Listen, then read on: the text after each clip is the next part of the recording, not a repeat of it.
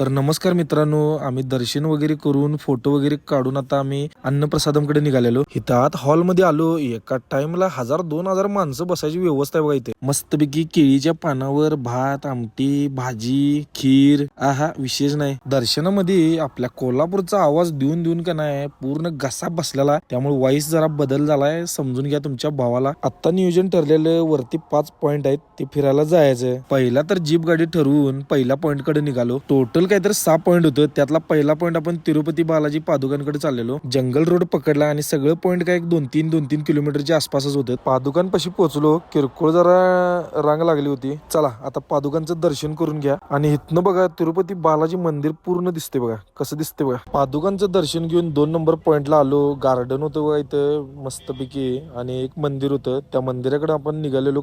खाली जाता जाता असं धबधबा वगैरे होते बघा, लहान लहान टॉपचा नजारा होता सगळं. खाली येऊन पहिला घेतलं दर्शन. मस्तपैकी दर्शन झालं. तेवढ्यात यो प्राणी दिसला बघा झाडाला लोंबकं. त्याला कुठला प्राणी जरा कमेंट करून सांगा. तिसरा पॉइंट होता वेणुगोपाल स्वामी मंदिर. आत येऊन दर्शन घेतलं. खरं जरा कॅमेरा वगैरे इथं काही चालत नाही, त्यामुळे काही व्हिडिओ घेतला नाही. तिथनं आलो चौथ्या पॉइंटला आकाशगंगाला. तिथला नजारा घेऊन आलो लास्ट पॉइंट पाप विनशम पॉइंटला. हे असं वरनं पाणी पडते बघा इथे एक 10 मिनिटं थांबून परतीचा मार्ग धरला. आता सगळं 5च्या 5 पॉइंट फिरून झाल्यात आणि खचून 3 तासात हे सगळं दर्शन होते बघा. चला आता जाऊ रूम कडे. भेटू नेक्स्ट पार्ट मध्ये.